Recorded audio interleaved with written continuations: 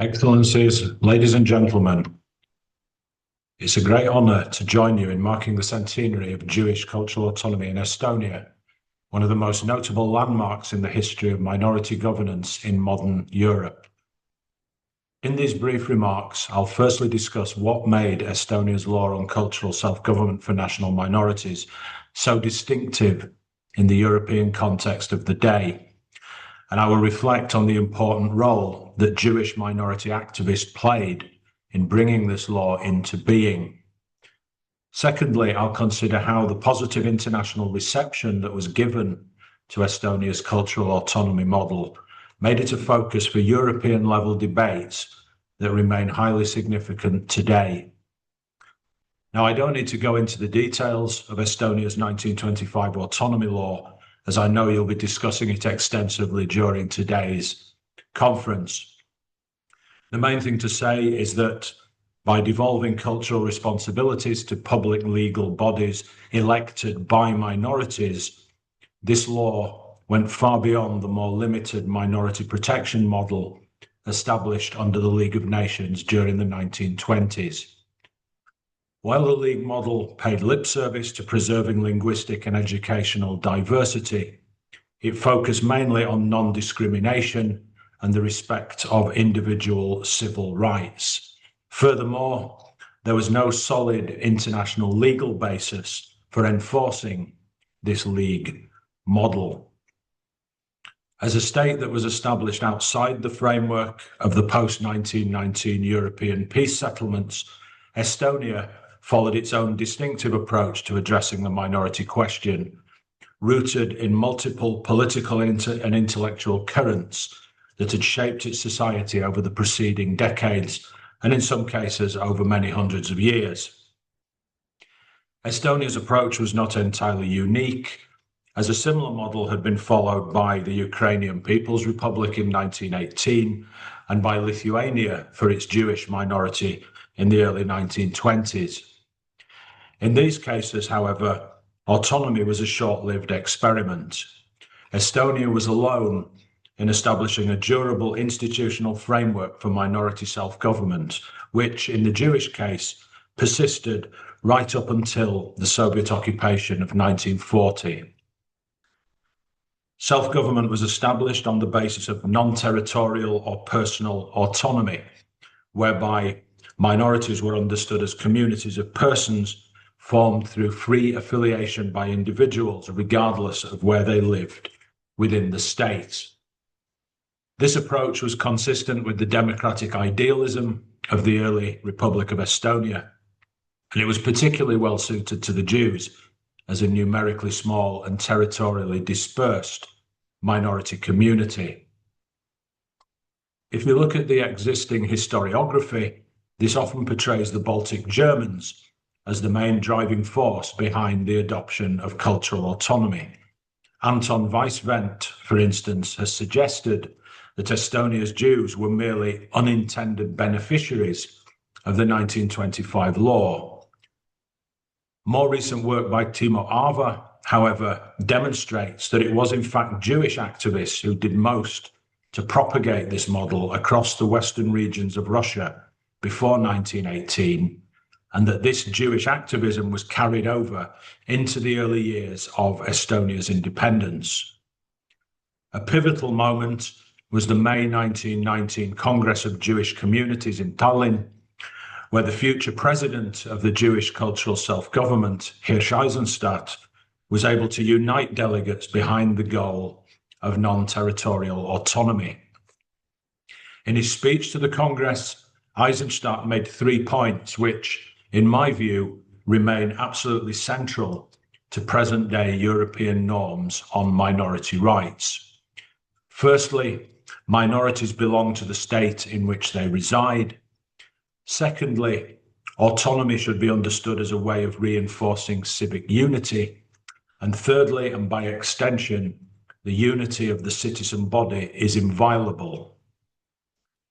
Now, in making this case, Eisenstadt referenced the Austrian Social Democrat Karl Renner, who is often hailed as the founding father of non-territorial autonomy. Equally significant in his thinking, though, were the ideas of Simon Dubnow and a range of other Jewish activists from within pre-revolutionary and revolutionary Russia. The resolution of the Jewish Congress was transmitted to Estonia's Constituent Assembly that was sitting at that time in 1919, and which famously enshrined the right to minority cultural autonomy in Estonia's first constitution.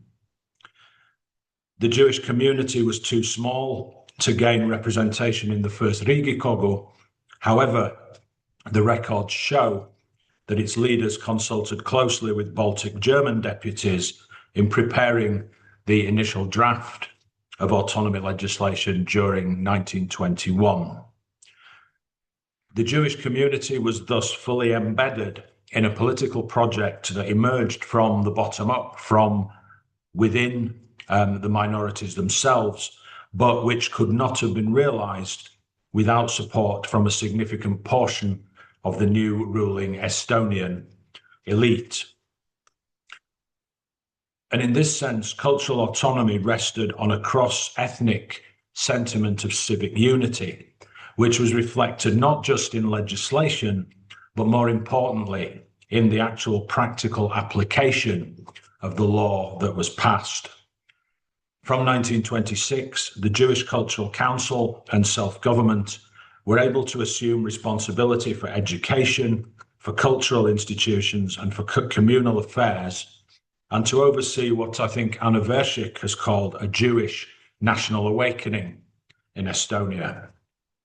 One indicator of this fact was that by the mid-1930s, the proportion of Jewish pupils in Estonia studying in Jewish schools had risen from around 1/3 in the early 1920s to over half.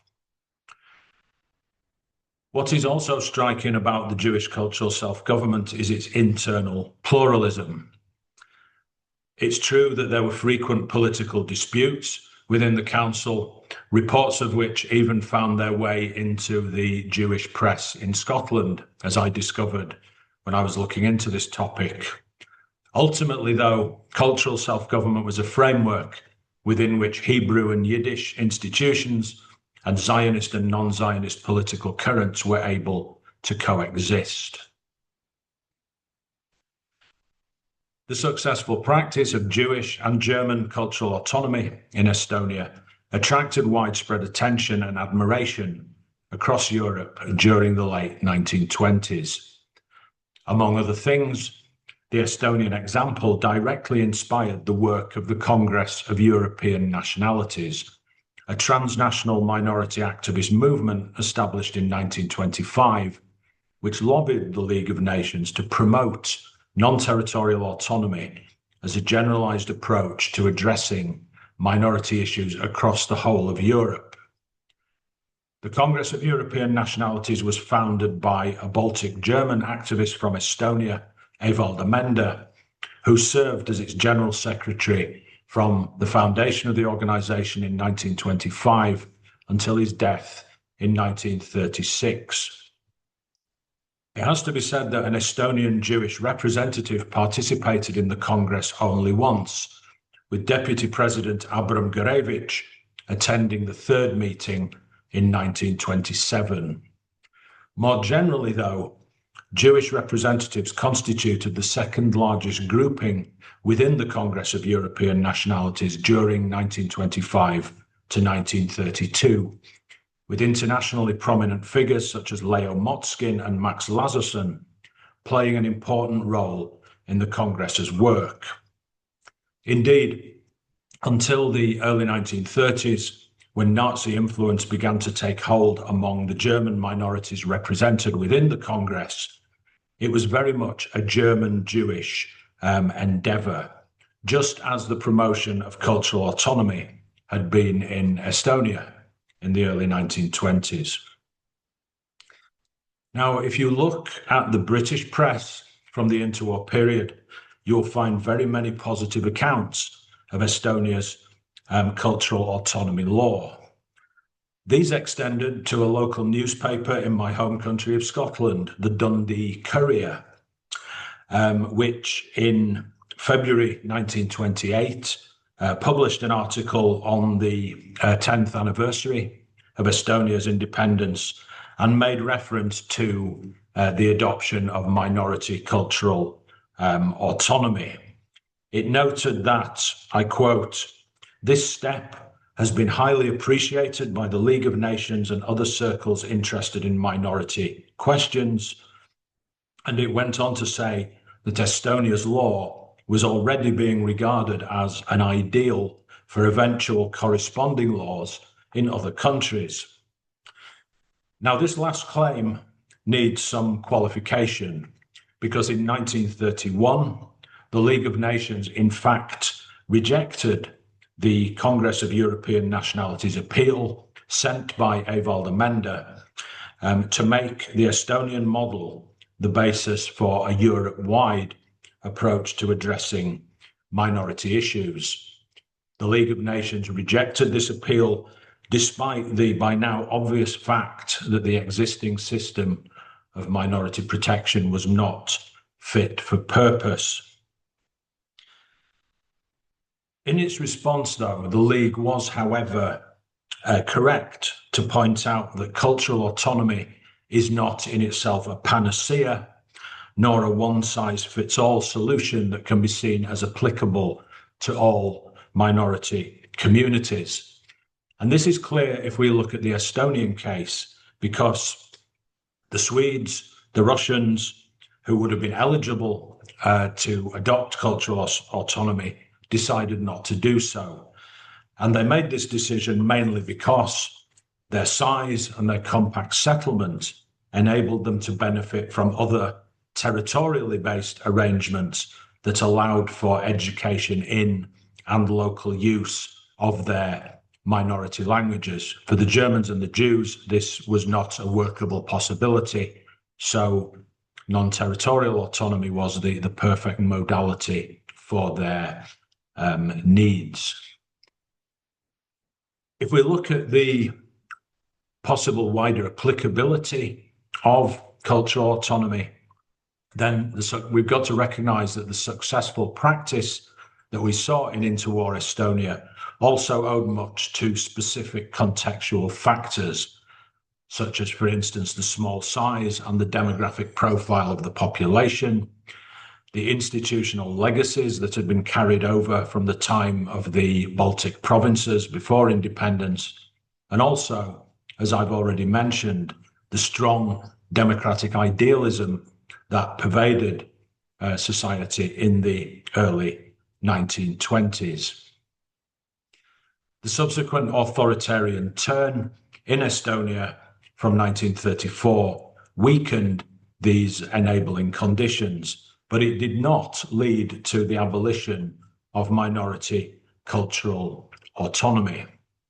Ultimately, this experiment ended not because of political factors internal to Estonia, but due to an external geopolitical shift, namely the 1939 pact between neighboring totalitarian powers that paved the way for Soviet and Nazi occupation of Estonia and the horrors that followed during the 1940s.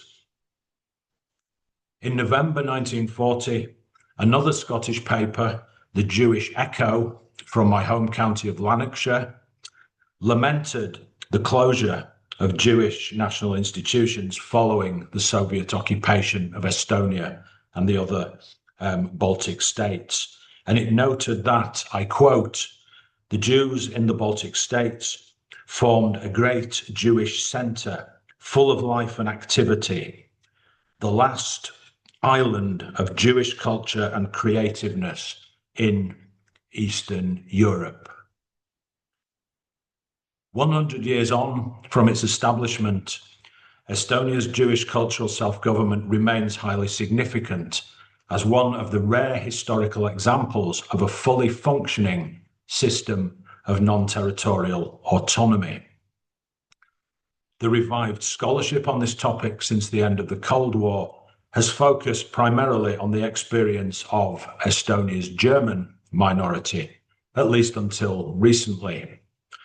However, as I've tried to stress in my remarks today, it's essential to highlight the important role played by Jewish minority representatives in setting up this system, a system that helped Estonia navigate the path from a world of authoritarian empires to one of democratic and yet pluralistic nation states. Today, there are varying opinions on whether non-territorial autonomy remains a suitable model for the contemporary world.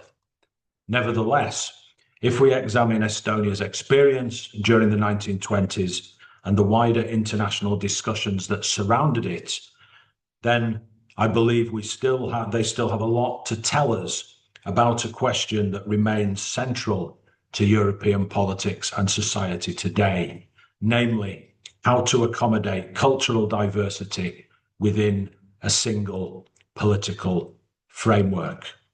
Once again, I thank you for the kind opportunity to participate today, and I would like to congratulate you on this significant anniversary and wish you all the very best for your work during the conference. Thank you very much.